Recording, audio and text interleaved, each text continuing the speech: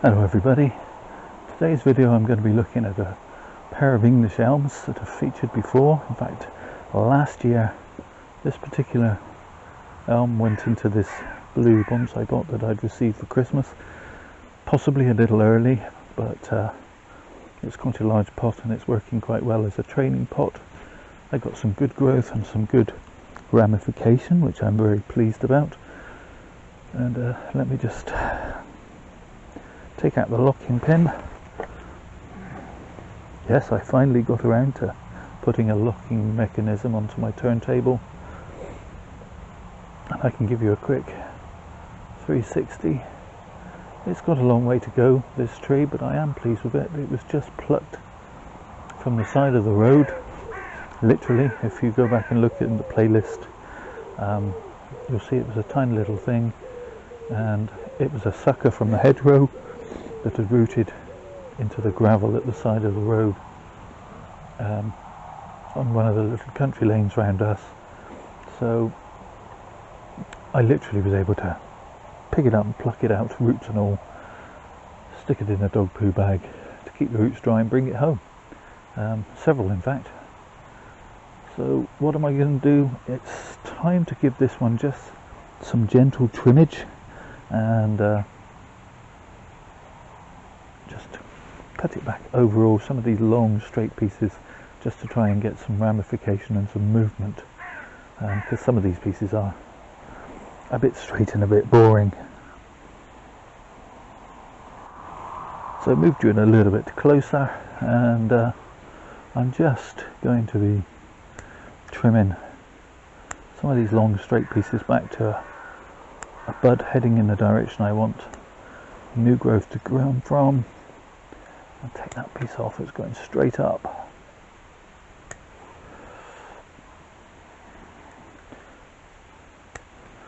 I'm going to take that back by about half. Seems a lot, but you know, you do want some growth closer in. I'm going to take this one back similarly.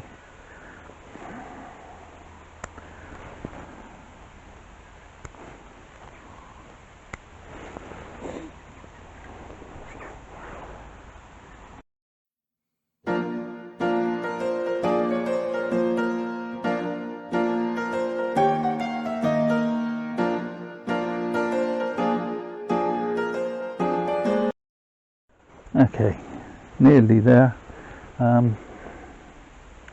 What I don't want, of course, is these branches to keep elongating and elongating and elongating. The tree still needs to grow into the pot a little, as it were. I know I've said this before, but a bit like when your grandma knits you a jumper and it's too long in the sleeves, she always says, oh, you'll grow into it. At least that's how it used to work when I were young. And anyway, so that's pretty much it. Let's give you a quick 360 again of this tree. I'm not sure about this branch interfering with this branch, but from the front I'll take it back to there. Okay, I think that'll be fine. That sets it up quite nicely for the spring, and I've just managed to put my scissors straight down onto the bench between the slats, so they've fallen straight through. Oh well. So here's the second of the two trees, and a red tag denotes Repot, and I'm actually going to put it into a bonsai pot this year. Again, I know some people will say you shouldn't do that, it's not ready for a bonsai pot yet. But I have bonsai pots, and I don't like leaving them lying around empty. There's a higher danger, I always feel, of them getting smashed, and I lost some in Storm Eugene that I had for Christmas. There's a higher danger of them getting smashed unless you've got really good storage, secure storage, which I haven't really. So if I've got a tree in a pot, I feel much happier that I'm looking after the pot and the tree, rather than just leaving a pot somewhere not looked at from week to week to week.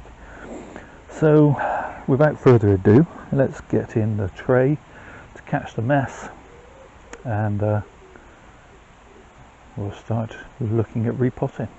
Well, now before we do repotting, let's look at some pots.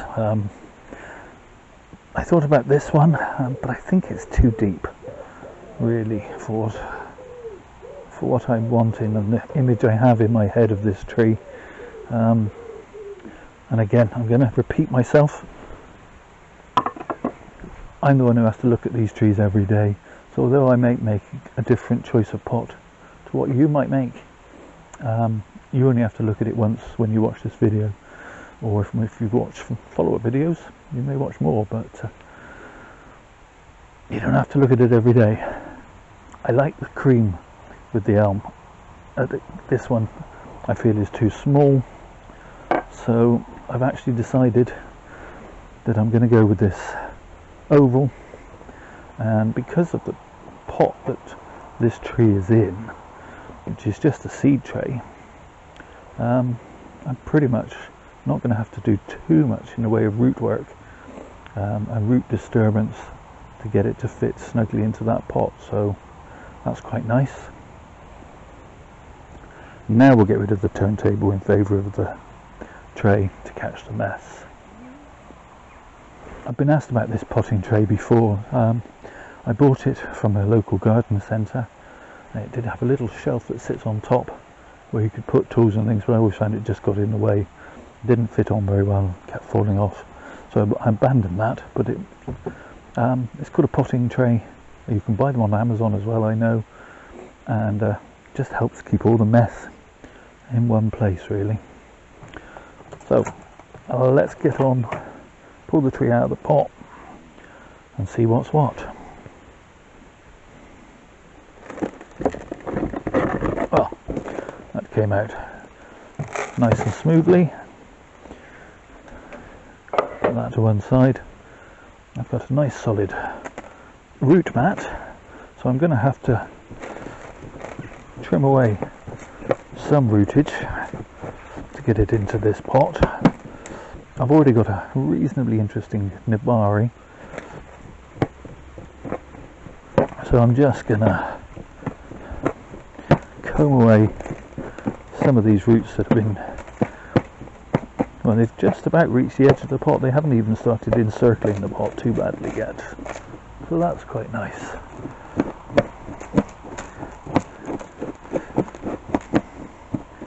And I'm going to have a super flat root base that will sit snugly and flatly in that pot,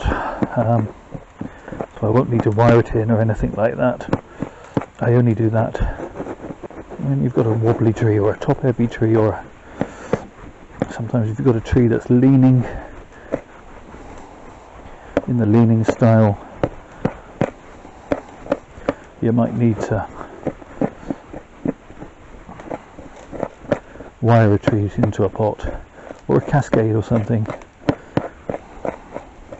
But mostly I think it's one of those things that got translated into one of the early books on bonsai, and then because publishers see something sell well, they get other people to write books that are in the same vein, and the same piece of information gets passed on and on and on and on, and eventually it becomes a thing you have to do, even when common sense can say that's not needed for this tree in this pot. Okay, gonna need to comb out some more.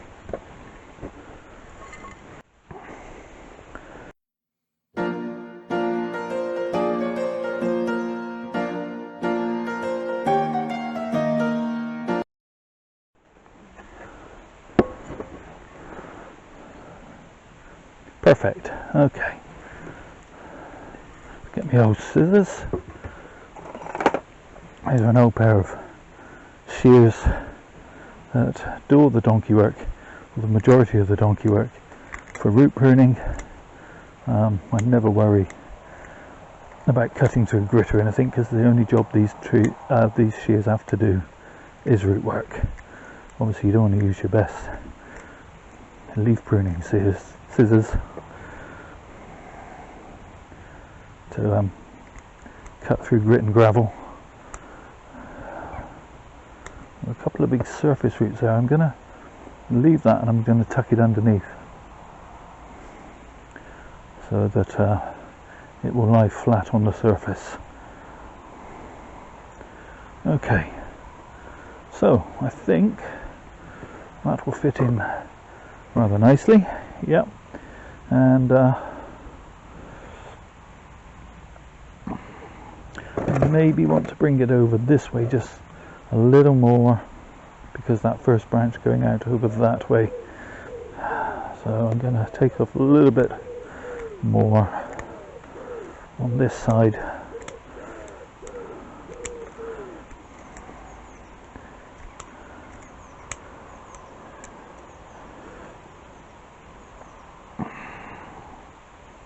Yes, that looks great. I'm really pleased with that. So let's get rid of this mess and get some fresh soil, substrate, compost, whatever you want to, whatever word you want to use to describe it. I kind of use all of those interchangeably. Yeah, let's get that done. Okay, so putting some mix in the bottom of the pot. I've already put in the drainage screens.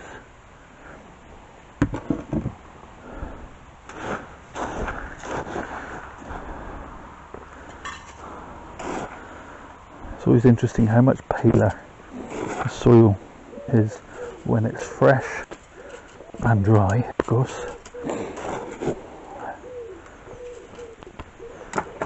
So let's see how that fits. That's not bad size-wise. I should be able to ram the tree into that quite nicely. Okay, I'm going to add a small amount of controlled release plant food in this base layer. Just half a handful. I want it near the top of this base layer, but not directly under the roots, so I'm just going to finagle that in a little. What you don't want is all this fertilizer in the very bottom of the pot, because then when you water through, you're just washing the feed straight out the bottom of the pot, which obviously then isn't going to benefit your tree any. Tuck that underneath.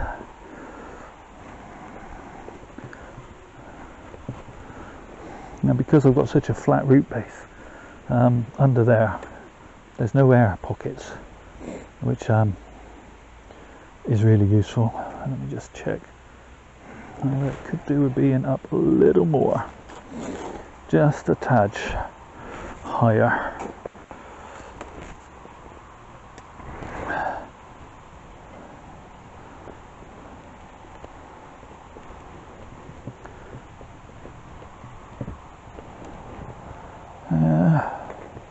Yes, that's better.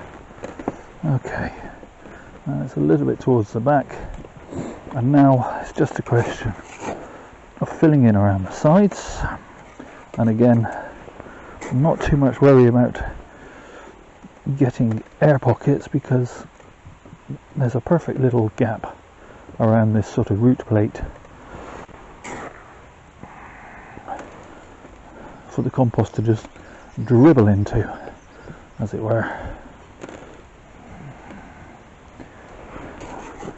And a bit of a tap to settle, and it goes in quite nicely, without needing to recourse to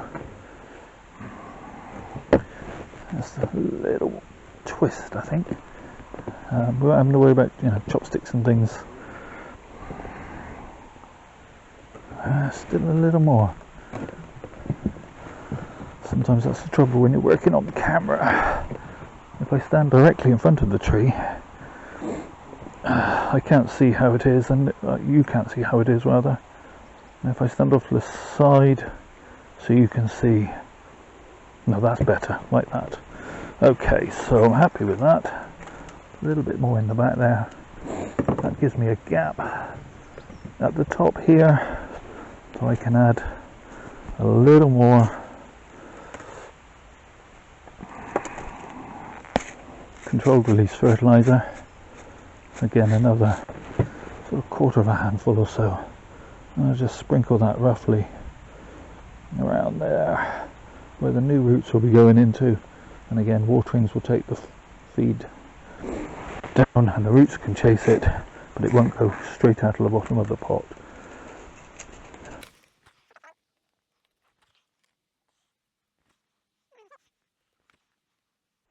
Okay. Gardener's tap. The base of this tray actually functions as a kind of trampoline which aids that sort of wobbling, just takes the soil down. So I need a little more where it's, I can see a low spot. Now, as I was saying, this tree is relatively firm still in the pot despite all the work, and isn't really going to go anywhere. Obviously I'm going to put it in a sheltered spot in my shade house, out of direct wind and the elements, just to prevent the top drying out when it hasn't got the roots under it, as it were. But it's not going to get blown over unless we have seriously high winds, which hopefully we haven't got any more of that forecast for a while.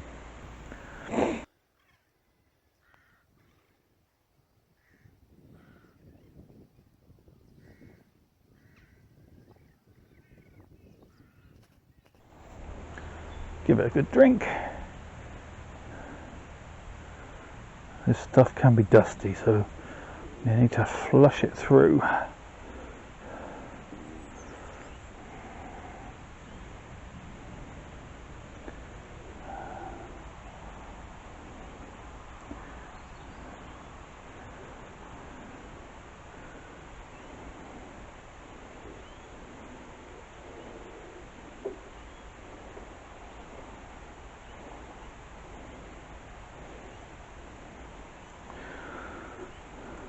And it's beginning to wash through now.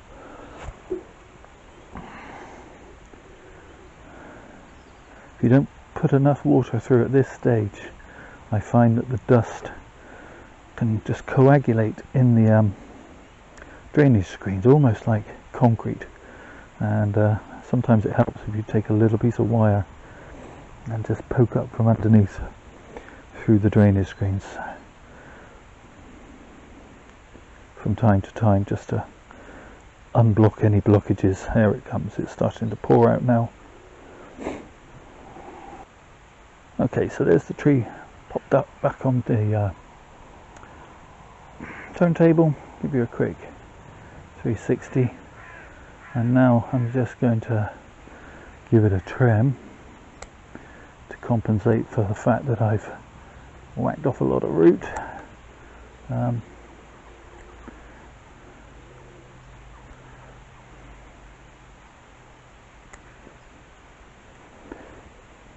Dead pieces here and there as well, which need to come off.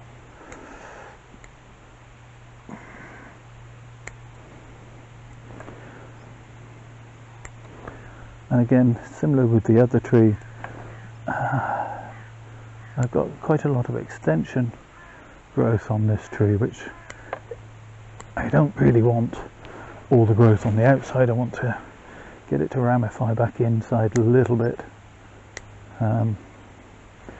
Take off that's going across the front.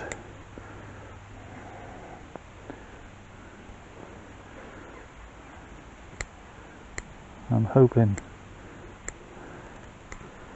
that this tree will recover quickly and shoot out lots of new shoots, and be on the road to recovery in no time.